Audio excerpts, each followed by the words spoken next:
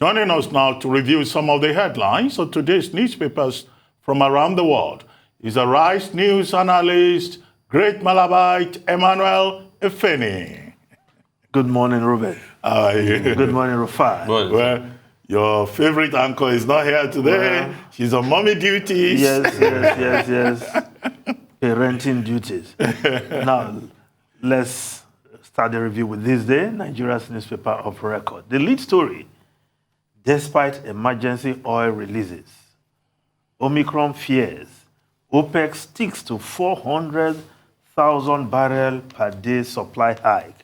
Nigeria gets 1.683 million barrels per day January quota, receives December 17 deadline to submit compliance plan.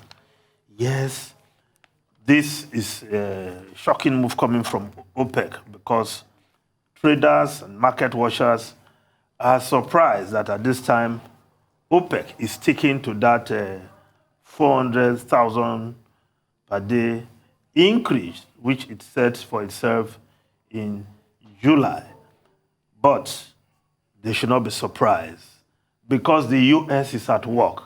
If we look quickly at the Financial Times, and you know why OPEC, of which Saudi Arabia is the de facto leader, like you rightly pointed out earlier, Ruben, Saudi Arabia agrees to raise oil supply after U.S.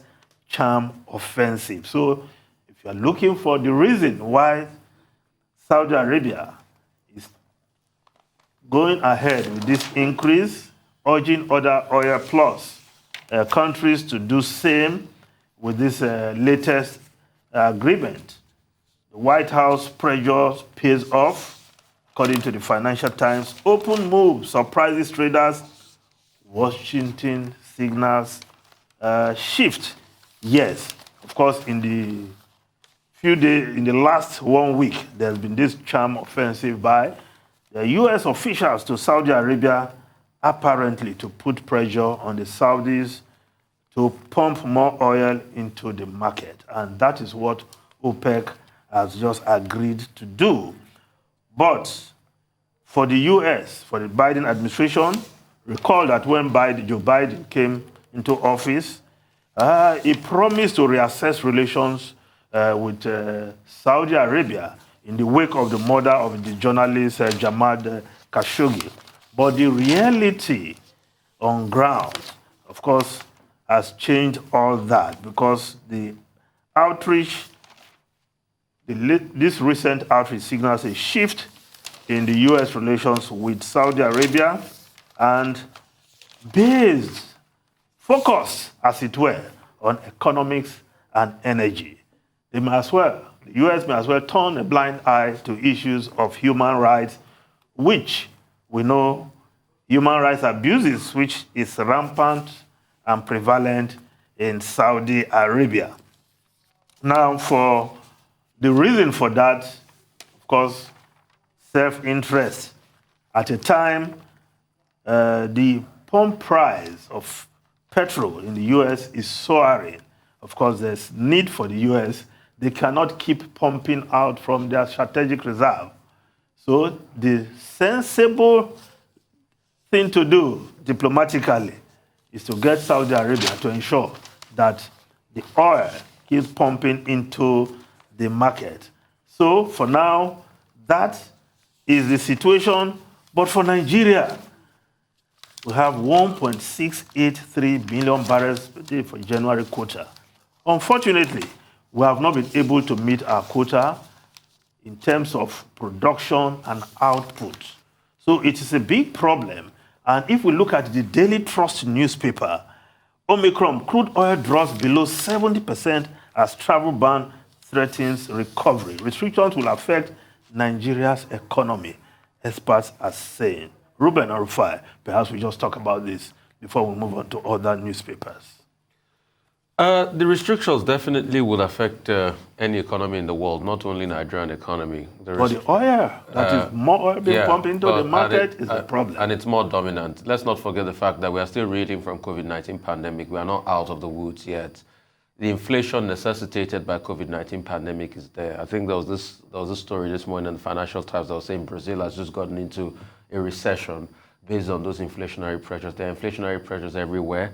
Everybody's dealing with into the world. And with all of this now, with this travel ban and all of that, when the world finally starts to reopen, inflationary pressures will only continue, vis-a-vis the fact that, yes, we have problems with our production quota. A lot of people are even arguing that we're even doing less than 1 million barrels per day.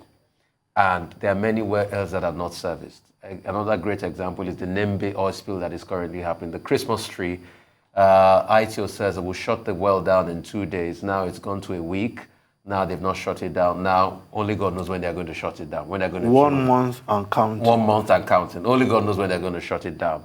So these are part of the things, that is not making us produce enough, and vandalism and all of that. It's a clear case.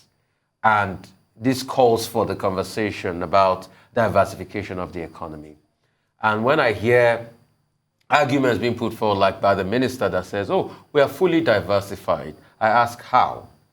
We're so fully diversified that manufacturing, as in 1990 in this country, used to take close to 10% of the GDP in this country. Manufacturing is still less than 4%. Are we fully diversified? Because full diversification means that areas like manufacturing should take a greater percentage, because manufacturing will mop up people into jobs, will pay them better than agriculture will pay them. Agriculture still takes about 20% of our economy, but the question you should ask is, what's the quality of jobs agriculture will provide? So those are the questions we should ask. Amidst all of this, like the Daily Trust says, crude oil prices dropped below $70 per barrel. Like you enunciated, America doing their magic playing politics with Saudi Arabia, churning out more oil, OPEC churning out more oil in the sector, crude oil prices going down. Let's also forget our budget benchmark. So there are lots of economic headwinds coming in January. And let's not forget the fact that in the new year, we'll pull out subsidy too. We also need money to be able to pay 5,000 naira palliatives, which will trickle down to about 2.4 trillion thereabout at the end of the year. Is that a policy that should be pursued? That's not a policy that should be pursued. So there are many headwinds, and I hope we're seeing this, vis-a-vis the fact that we're already having an inflation rate of over 15% in this country, which is times 2 of the benchmark set by the CBN of 9% interest rate, inflation rate in the country. Okay, let me start from the point from which you started, which is about the politics of it. Michael Wilson earlier in the morning said, well, what is OPEC if not global politics and the forces of demand and supply? I had asked him whether this was about politics or about market considerations. And I asked that question because I said in the U.S., it's been touted as victory for the United States. You will recall For that the Biden administration. President Biden had been calling on OPEC Plus, to increase output in order to drive down prices. You will recall that when he said that the American economy is stronger, he was referring to what his administration has been able to do with regard to energy, the energy crisis, and also with supply disruptions. And then, of course, it was the United States that led that concerted effort by major oil consumers to release, from their strategic reserves ahead of the meeting of OPEC on December 2. So then ahead of that meeting also, the U.S. sent a delegation to Riyadh. Now, the whole idea was to recalibrate, we're told, U.S.-Saudi Arabia relations, in the sense that, with the incident of the Jamal Khashoggi during the campaign, then candidate Biden had said that his administration, if you want, would deal directly with King Salman and not with the Crown Prince. And now, after this meeting, we were told that there's going to be a slight shift in emphasis, focusing on energy relations, climate change issues with Saudi Arabia. And that was why I said, well, is this a triumph for the United States? Is there a quid pro quo involved? But what we know is that OPEC Plus is resolute in saying that it will keep watching the market and the impact of Omicron, which had which had affected the spot price of crude oil. Last Thursday, Friday, the spot price reduced by about 10%. And over a time, the crude oil market has been bearish. Now, so maybe there will be possibilities that those will be considered. Okay, 400,000 barrels per day sustained. Reconfirmation of the decision that was taken in July. Now, Nigeria has been given an allocation of 1.6 million barrels per day. Now, Mele Kyari, the group managing director of the NNPC, is saying that, yes, Nigeria can meet that. In fact, that Nigeria can deliver up to about 1.8 million barrels per day. Just crude oil alone, not talking of condensates. And that if you add condensates to it, then maybe about up to 2 million barrels per day. But we will be able to do it, even when we're given, was it 1.4 million barrels we could not per day? That, we could not meet up. And the excuse is that the wells that were shut down during COVID-19, we are having problems getting those wells to get back to function. But of course, OPEC Plus has also provided a compensation window up till June 2022 for some of these countries. Now, with the pump price of fuel, of crude oil, will it go up or will it come down? The expectation of those major oil consumers is that the price should come down. But you will recall that before now, this same GMD NNPC, Mele Kyari, had said that high oil prices in the international market, will not be in our interest, and that it is better for the prices to come down. But as to what happens within the framework of demand and supply by early next year, a lot of that will depend on the scope of uncertainty, in terms of demand and supply and the effect of Omicron and what the scientists come up with. Please, yeah. Dr. Abate, I just want to ask a question. How is it that we've turned around from a country that high oil prices used to be in our interest to a country that high oil price no longer our interest? Correct me if I'm wrong. I think the sovereign wealth debt fund was settled as a result of the high oil price back in the days. Because you import all your petroleum products. That is it. That is it. And you have high cost of production at home, and then you have all these variables. We have not done ourselves any good with all this importation and subsidizing. The earlier the government of the day deals with this matter, the better for the country. But we'll just move on to other stories. The Guardian newspaper, International Day for Persons with Disabilities. 31 million persons living with disabilities so far as 23 states neglect disability rights. MDA is yet to implement Buhari's directive 3 years after disability law passage. Government, private sector charged to promote disability inclusion. Yes, we are not doing enough for the disabled. But if we just look at the Vanguard quickly, AMCON, Senate Aviation Minister at war over new national carrier.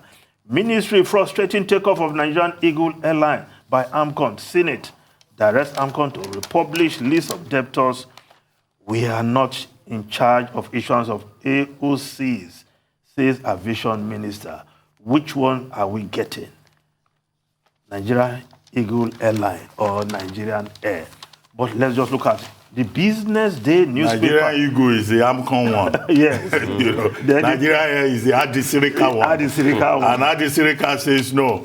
AMCON is so, those airlines under the AMCON proposal, they are so indebted that nobody should even go there. Over 200 billion naira. So we don't know what in terms of indebtedness. We are talking about which one will come on board first, but let's keep on watching that. Now, the Business Day newspaper, Nigeria's COVID cases ignore spike across sub-Saharan Africa. Yes, the sharp spike seen in spread of the new Omicron coronavirus variant to some sub-Saharan African countries is occurring without reflection on Nigeria's epidemic curve. A week after that move. Now, if we just look at what the foreign newspapers is saying quickly, especially concerning the COVID-19, the Times of UK. Now, this should interest all.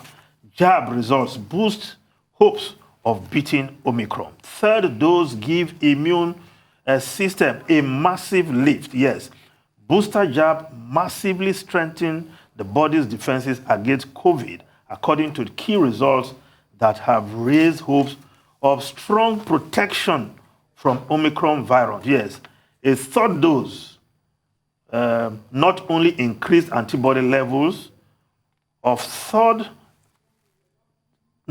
I take that again. A third dose not only increased antibody levels 30-fold but roughly tripled levels of T cells, a part of the immune system that experts believe could be critical weapon against the heavily mutated Omicron variant. So this is a new development, and as a result of these findings, that is why the UK is pressing ahead with booster jabs. And I think that should be good news to the world in the face of Omicron variant. The UK is even trying to repeat the entire vaccination process. Yes.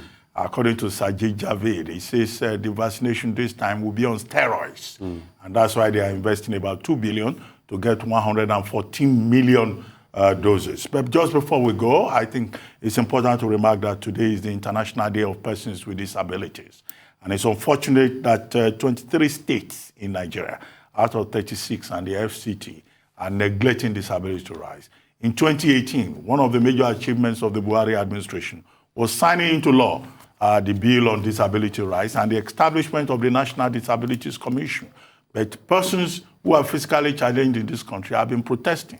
The National Disabilities Commission has a board, but the biggest story we keep getting from there is a quarrel over money, rather than focusing on the rights of persons who are physically disadvantaged in our society. Well, thank you very much, Emmanuel Efene.